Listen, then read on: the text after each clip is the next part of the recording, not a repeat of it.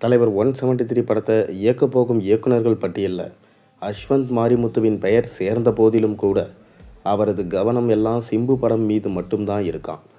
அதனால தான் அந்த வாய்ப்பு யாருக்கு என்பது தெரிய வந்திருக்கு.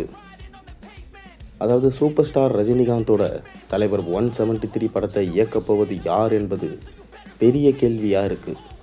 அந்த படத்திற்காக ரஜினிகாந்த் கதை கேட்டுக்கொண்டிருக்கிறார். பார்க்கிங் படம் மூலம் இயக்குனராக ராம்குமார் பாலகிருஷ்ணன் ரஜினியிடம் கதை சொல்ல அது அவரை வெகுவாக கவர்ந்து விட்டதாக சொல்லப்படுகிறது. இந்நிலையில் பிரதீப் ரங்கநாதனை வைத்து டிராகன் என்ற வெற்றி படத்தை கொடுத்த அஸ்வந்த் மாரிமுத்துவிடம் கதை கேட்டிருக்கிறார் ரஜினிகாந்த். ராம்குமார் பாலகிருஷ்ணா அஸ்வந்த் மாரிமுத்துவா என்று தெரியலை யார் தான் இயக்குனர் என்று. ஒருவர் ஒரு படம் தான் இயக்கியிருக்கார், இன்னொருவர் 2 படங்கள் இயக்கியிருக்கிறார். ரஜினிகாந்த் ஏதோ மாற்றி யோசிப்பது மாதிரி தெரிகிறது. இந்த இருவரில் யாருக்கு அந்த வாய்ப்பு கிடைக்கும் என்று தலைவர் ரசிகர்கள் பேசிக்கொண்டிருக்கும் போதே அதற்கு பதில் கிடைத்துவிட்டது. நிகழ்ச்சி ஒன்றில் கலந்து கொண்ட அஸ்வந்த் மாரிமுத்து, தற்போது நான் சிம்பு சார் பட வேலையில் தான் கவனம் செலுத்திட்டு வரேன். அந்த படத்திற்கான ஸ்கிரிப்ட் எழுதி கொண்டிருக்கேன். சிம்பு சார் தற்போது வெற்றிமாறன் சார் இயக்கி வரும் அரசன் பட ஷூட்டிங்கில் கலந்து கொண்டிருக்கிறார். தற்போது ஷெடியூல் முடியும் போது என் பட வேலையை துவங்குவேன். 2 படங்களில் நடிப்பார் அவர். எங்கள் படம் 2026ஆம் ஆண்டு திரைக்கு வரும் என்று சொல்லியிருக்கிறார்.